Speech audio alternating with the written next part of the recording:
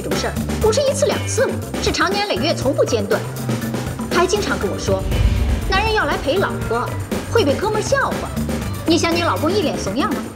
那天他说他跟他朋友去打牌，我就打电话跟他确认一下，看他是不是在骗我。他就对我家庭暴力。这次如果不是因为我闺蜜，我可能还在忍。我闺蜜对我说，她当着朋友面说，我不可能离婚的，我打了他，只要给他钱就行了。我打一次送一次包，他巴不得被我打呢。非常好，形势对我们很有利。你别让他说了，财产一半给他。现在一半恐怕未必人家干了。这个您口味这么重，我也不知道。他胡说八道的，没有的事儿。是她那闺蜜勾搭我啊，被我骂了，我不愿意声张，退一步海阔天空。给他。现在不能退，现在退一步就万劫不复。被告方，你们对原告刚才的陈述有什么异议吗？审判长，我有个问题想要请问原告方。允许。请问侯太太，您认识一个叫李凡的人吗？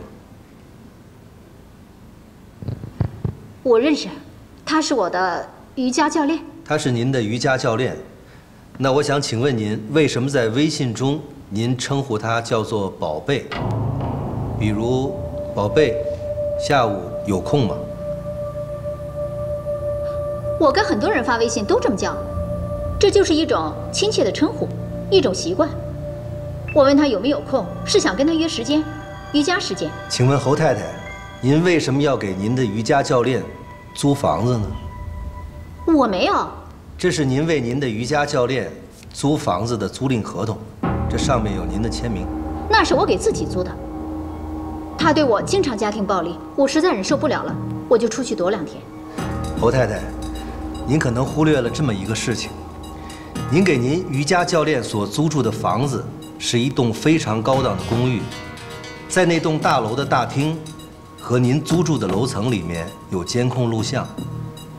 根据监控录像显示，您的瑜伽教练每天都会居住在您给他租住的那间房子里，您1星期至少2次以上去他的房间，并且有的时候是晚上去，早上才出来。我们提取了监控录像，审判长，我们要求当庭播放新的证据。允许。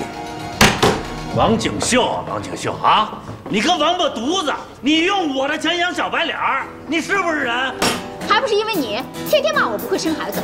我去医院检查过了，我一点毛病都没有。哎，你会生你生啊你！不是，我就说这个意思，你生啊！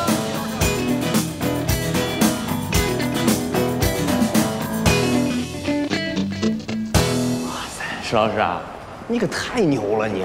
你得好好教教我，这些事儿我都得跟你好好学学。你说现在这些个女人啊，自己红杏出墙，还栽赃到自己老公身上，这要不是您，我靠，这说到明年都说不明白这事儿。是律师，谢谢啊，应该的，哎，这不是应该的。好看，宝刀赠与英雄哦，你是最棒的，知道你好这口，送给你。好啊，这个我收下了，收下。哎，晚上我做东赏个脸。这个晚上有点事儿，给个面子。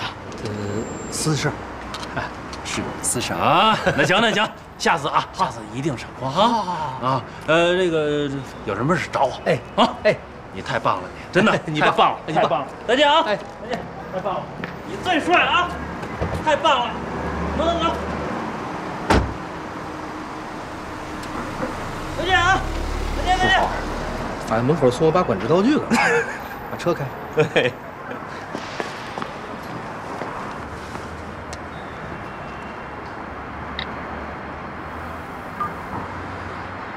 老婆，我官司打完了，那个明天啊，在上海跟人约了一场球，晚上跟几个朋友坐晚班飞机走。你想去吗？你要想去，你就收拾收拾。你跟哥们玩去吧，我就不添乱了。哎，周末我要去看芭蕾，你回得来吗？肯定回来呀！我亲爱的就这么点高雅的爱好，我保证满足。不许沾花惹草，听见没？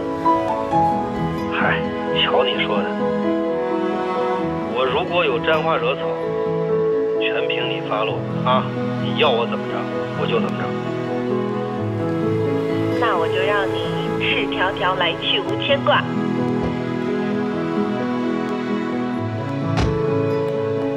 啊，石先生，都办完了，这是置换车的钥匙。啊，谢谢。不客气。石老师，谢谢给嫂子送回去呗。对，接着咱出来吃顿饭，咱们一块儿高兴高兴。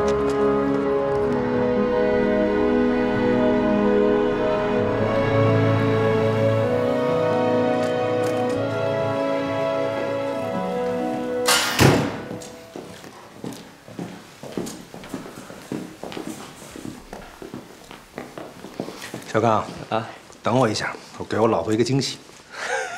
这个。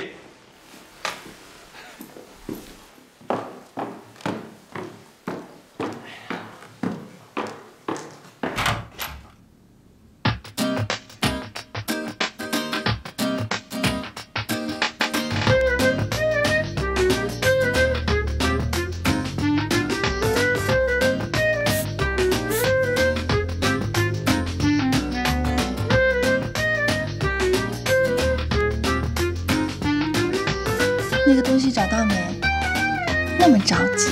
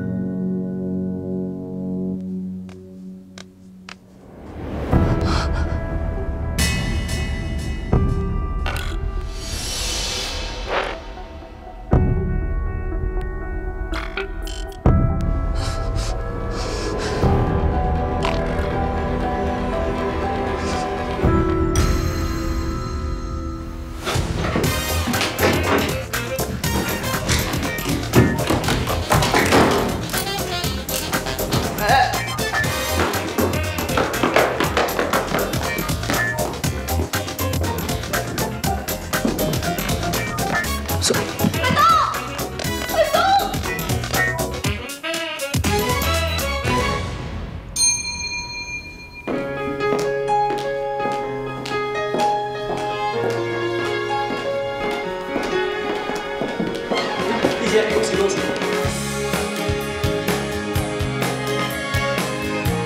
罗丽姐，这次赢得真漂亮。恭喜啊，罗丽姐，赢得漂亮！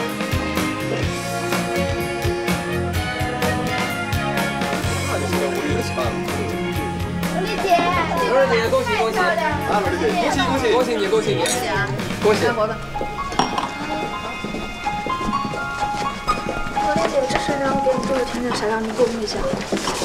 不要以为拿了职业证就可以当好一名律师，这样的庭审材料拿到法庭上必死无疑。重做。艾米，罗丽姐，吴律呢？啊，在办公室呢。哦，不好意思啊，吴主任，我不知道您有客人。既然报告我给您放桌上。啊，你等一下，麻烦你帮我交给王总。好的好的，谢谢。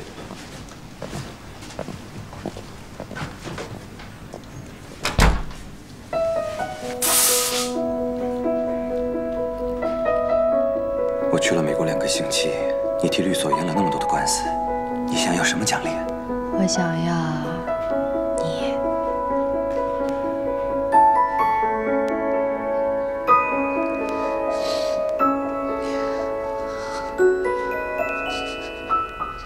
美玉姐，你能过来一下吗？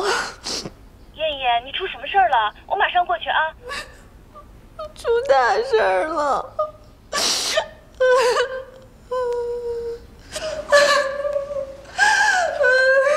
别哭了，姐，我真的跟他什么都没干，他就是来帮我修电脑的。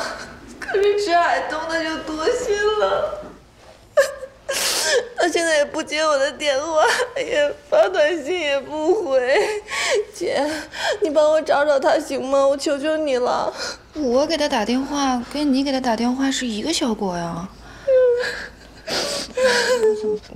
我上哪儿给他找着呢？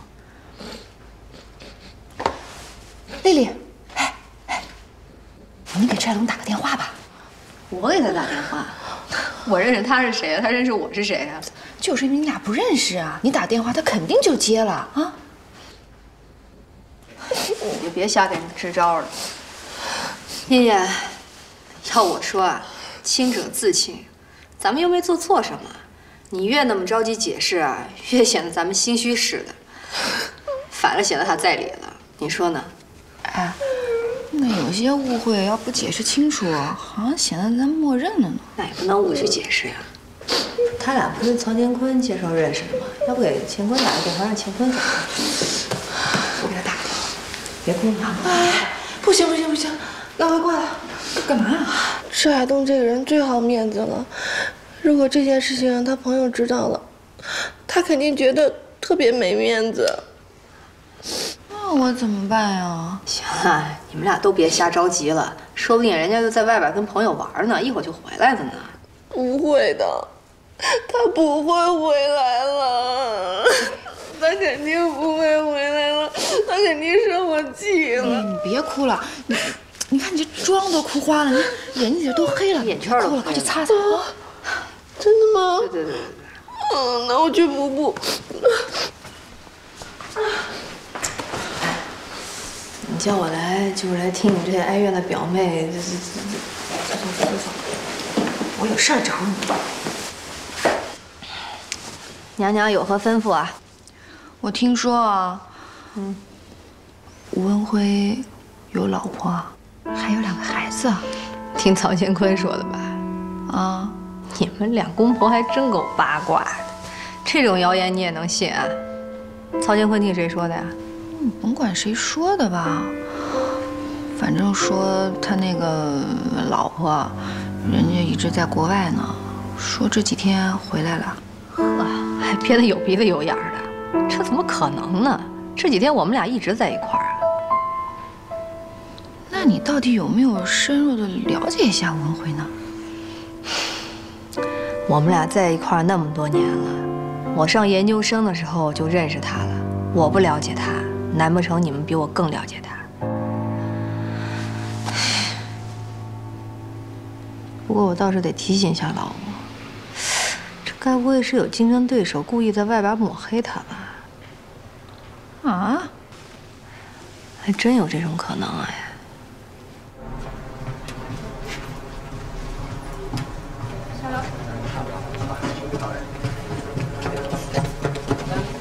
哎，没事吧？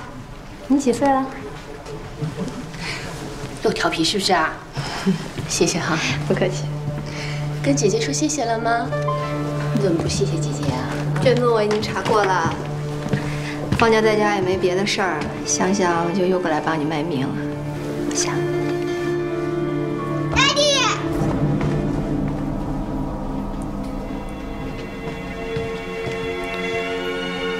好了，威廉。爹地办公室你也看到了，冰淇淋你也吃了。在纽约的时候，你跟妈妈怎么说的呀？你是不是最想看中国的大熊猫啊？妈妈现在就带你去好不好？好。乖，那跟 Daddy say bye。Daddy 拜拜。姐姐呢？姐姐拜拜。拜。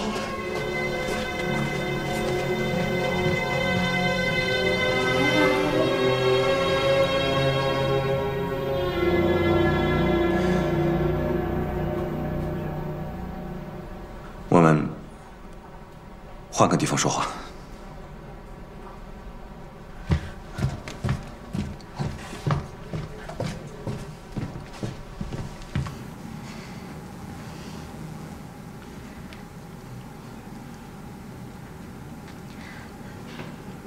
那是你的小孩。对。这么说，你已经结婚好几年了。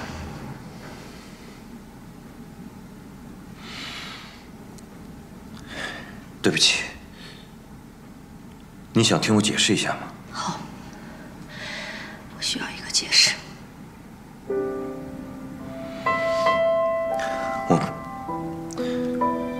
我们已经分居很久了，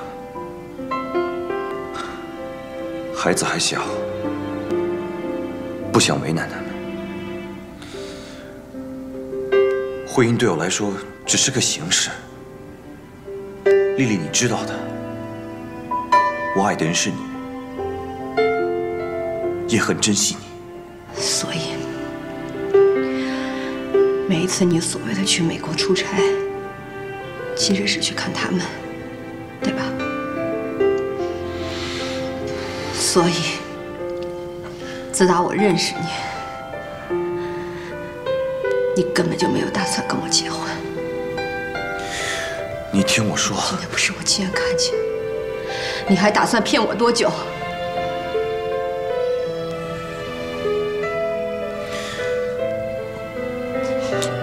我想过跟你坦白，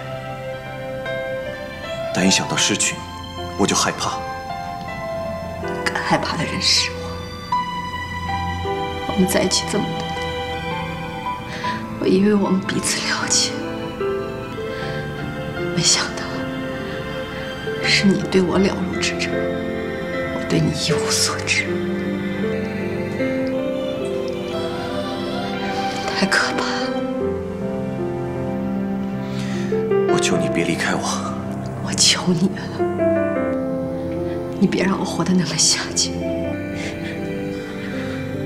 这么多年，我代理过的离婚官司里，我最痛恨的就是那些破坏别人家庭的女人。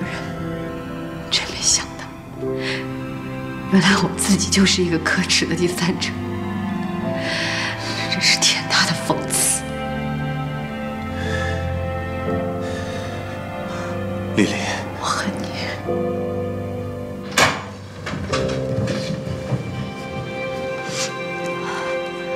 罗律师，我的辞职信晚上会发到你的邮箱的。再见，各位。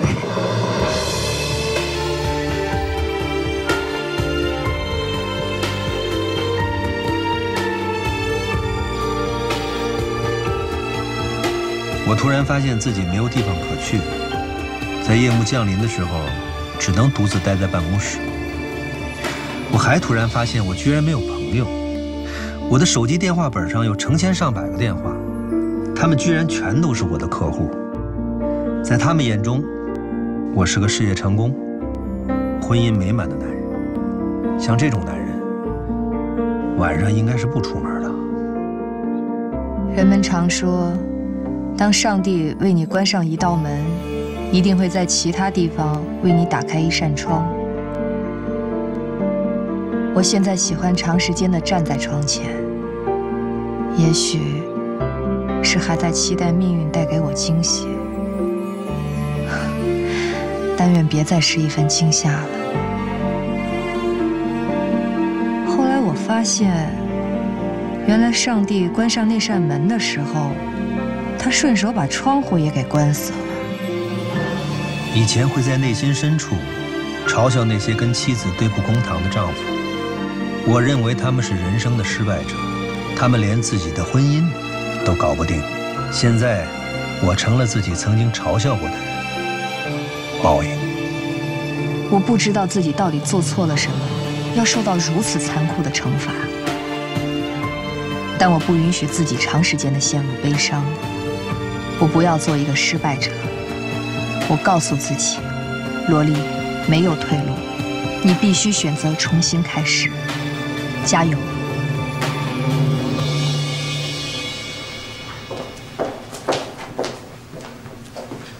哎，保洁大姐，这儿的律师在哪儿啊？我就是律师，我叫罗莉。你好。你好，你好，你好。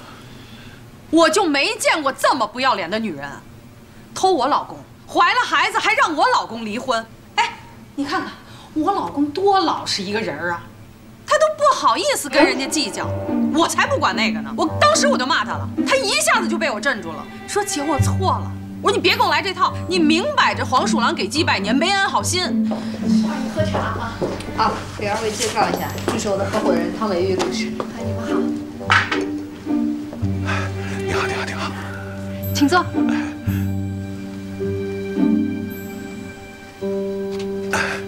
请坐。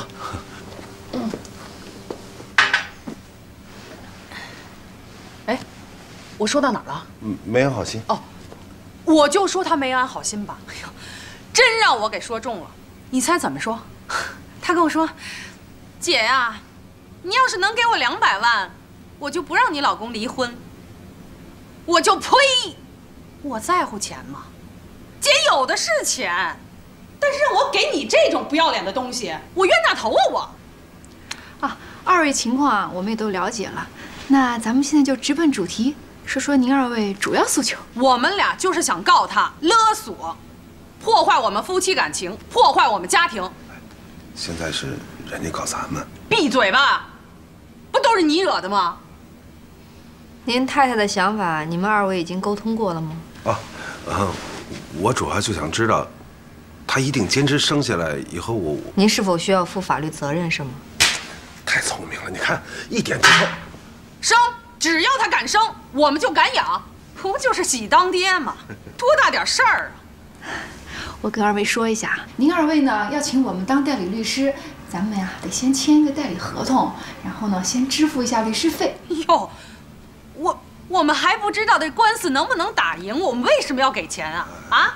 那个，你们二位怎么收费啊？哦，我们一般啊打经济案件和刑事案件比较多。那我们律所呢是最近才开辟民事案这项业务。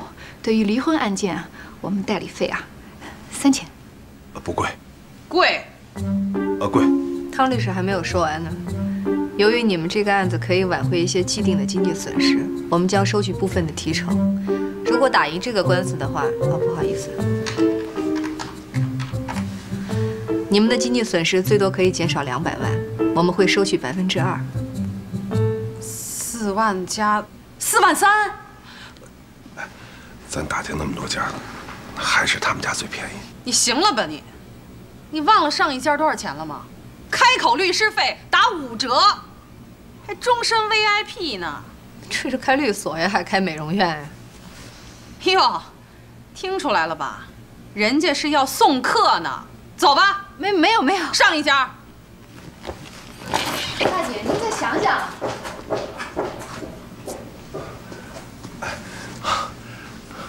那个，交个朋友，打7折。我们家的事儿我说了算。慢走，不送。好，那你们想好了，打电话，啊。再见啊。好，再见。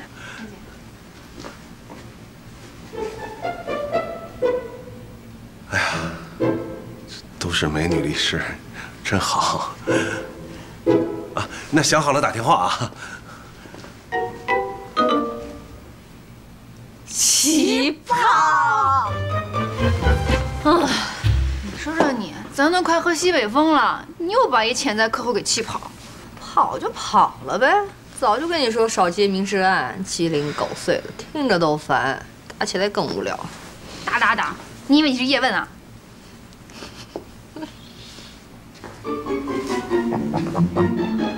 送钱的走了，讨债的来了。娘娘莫急，有我呢。叔，又来了。谁是你们叔啊？嘴还挺甜的啊！总是在做梦的时候啊，才能见着你们啊。在梦里啊，一和你们反复说那3个字，你们哭的是稀里哗啦的。哪3个字啊？交房租。怎么回事啊？订合同这么长时间了，就是不给钱呀。明天。后天。大后天。行了，我告诉你们啊，再给你们2天时间，再洗你们最后一次。叔，不是我们不愿意交，您别看这律所写的我的名儿，但最大的股东不是我。谁呀？也不是我，不是我俩。甭管是谁，2天。长得挺好看的，什么人是？叔慢走，叔吉祥。吉祥个屁啊！2天咋办嘞？5折就5折，我去把那对奇葩给追回来。你快点儿！哎，对了，下周找个时间，我老板想请你吃个饭。下周啊？下周不行，下周我都排满了。喝个茶吧。喝什么茶呀？推俩饭局不就得了吗？我得让小刚排一下。哎，你别排了，你赶紧的吧，现在定下来。今天不行，我今天有事儿。干嘛去？焦艳好不容易答应签这离婚协议了，我得赶紧找她去。你真打算离啊？离定了。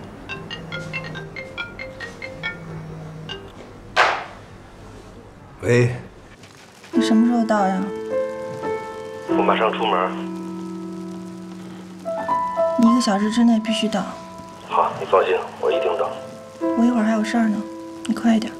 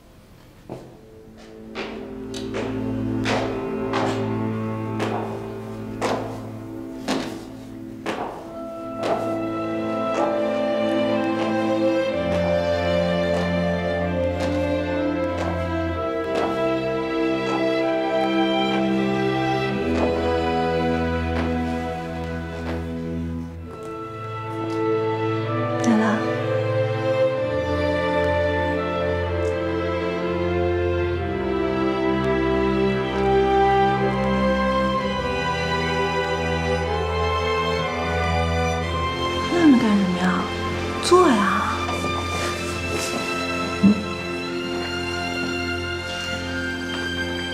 这些都是我亲自做的，跟我表姐学的。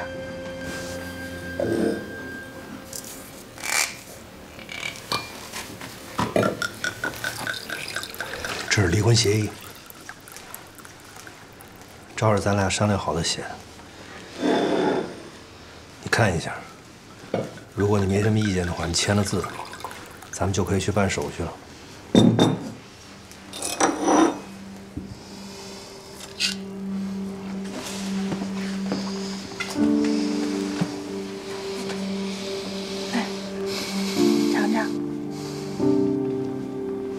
它有毒啊！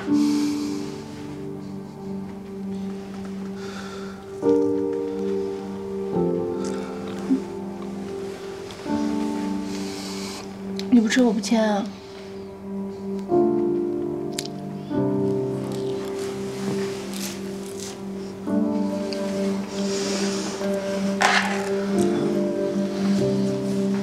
喝一点吧。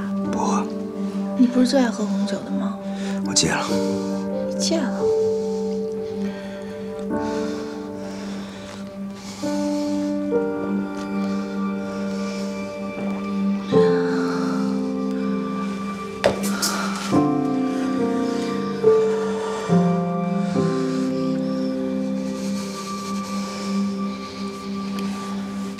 让我看看你，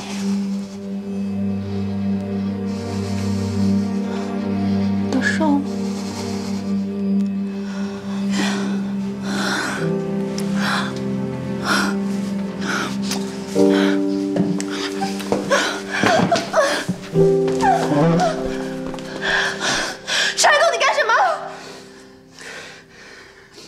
你签字！我不签字，我不会跟你离婚的。你不签字，我这辈子也不会跟你一块过。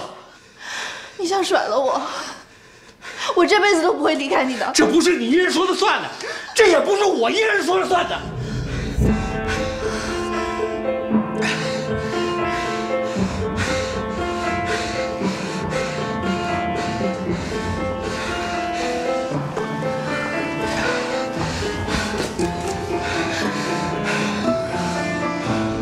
想让我签字，你答应我一个条件，我就签字。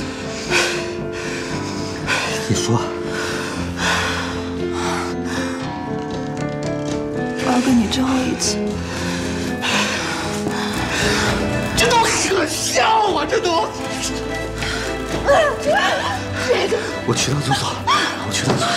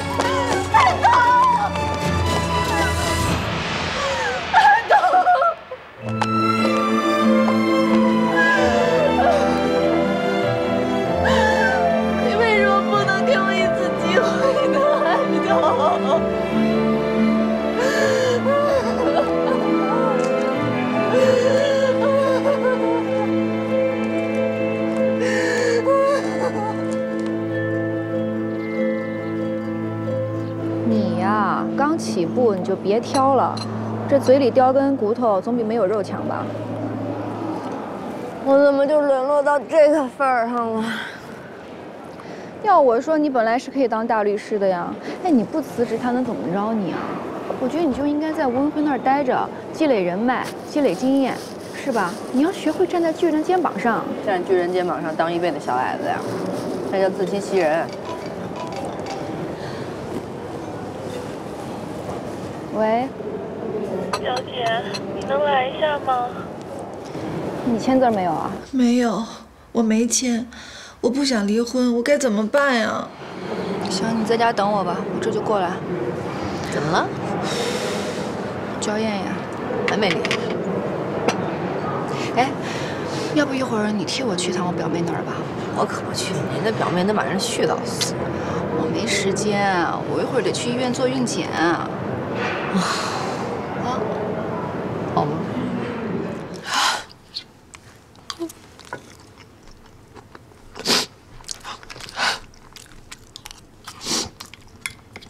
要不然你也来点儿。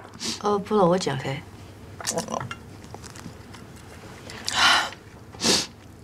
我们俩刚结婚的时候感情还挺好的，可没过多久，他就特别忙，经常出差，就算不出差的时候也特别晚回来。 周末啊，节假日根本就见不到他人，来不来就去云南、海南那些地方去打高尔夫球，根本就不理我。有的时候我给他打电话，他也不接；发短信他也不回，一点都不关心我，还经常冲我发脾气。燕燕，要照你的描述，你老公这个人，第一人品不怎么样，第二压根就不关心你。这么糟糕的一个婚姻状态，你为什么还执意不肯离呢？离婚？ 不可能，我从来没想过离婚。我大学一毕业我就嫁给他了。那个时候，我放弃了我的梦想，放弃了我的舞台，放弃了出国留学的机会。你知道吗？求婚的时候，他跟我说，他说：“燕燕。”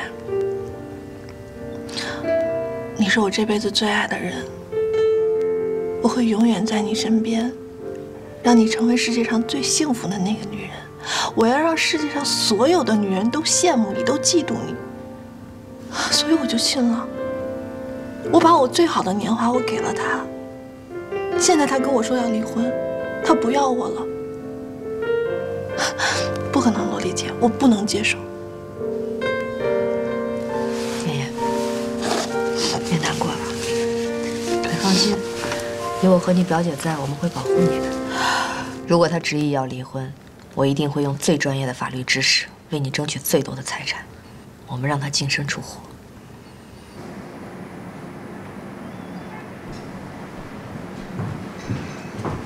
陈律师，陈律师，您太太的代理律师来了，您喝了酒，现在还能跟他谈吗？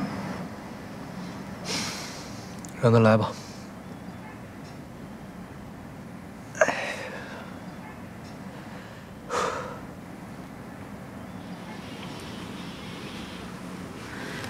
池律师喜欢大白天的自斟自饮啊？最近白天喝。为什么要上班时间喝酒呢？下班时间喝不是更好吗？下班得开车啊。我听明白了，让我净身出户是吧？咱俩都是律师，当然清楚法律里是没有净身出户这个词的嘛。这是我当事人的意愿，作为他的代理律师，完成他这个诉求也是我的责任和义务。你当律师几年了？研究生毕业3年。你叫什么来着？您刚才问过了，我姓罗，叫罗丽。罗丽，你是一个职业律师，你没学会怎么好好跟当事人谈话，你就学会漫天要价了。咱们国家哪条法律规定男方跟女方提出离婚，所有财产归女方所有啊？婚姻自由，男女平等，当然没有哪条法律这么强行规定了。但俗话说得好，一寸光阴一寸金，寸金难买寸光阴。您的妻子焦艳告诉我说，当年您跟她说您负责赚钱养家，她负责貌美如花。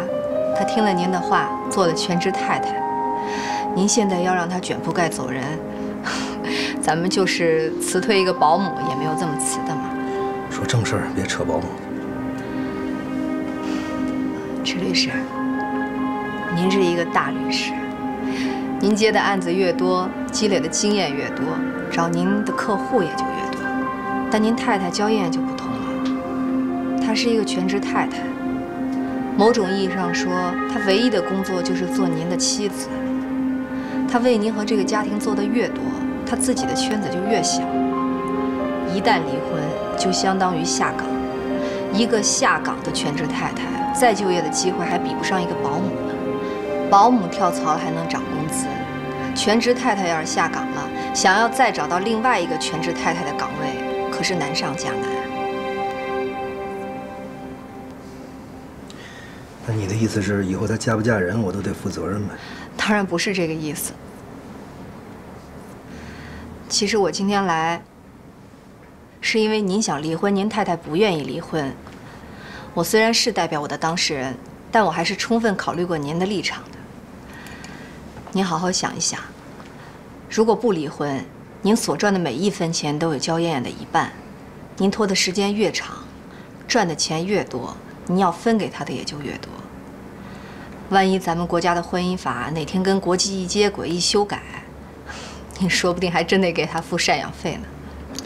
你这么替我想，我得谢谢你啊。不客气。你觉得自己长得好看吗？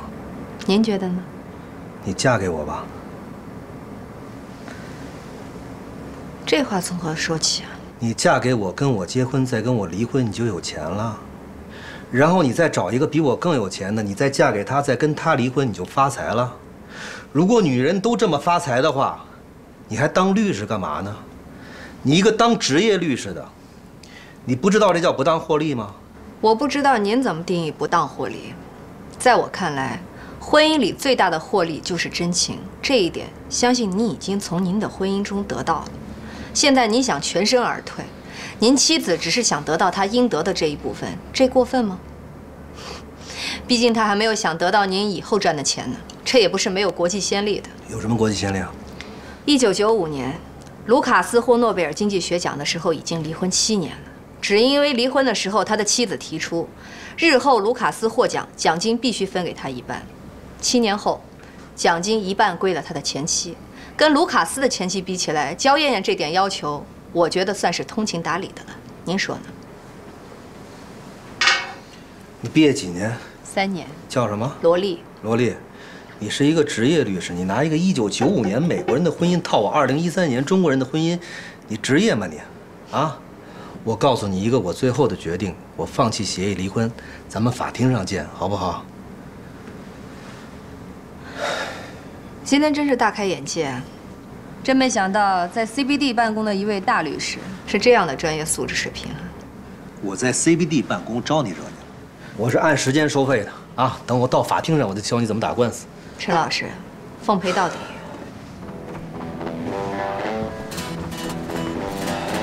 你没结婚吧？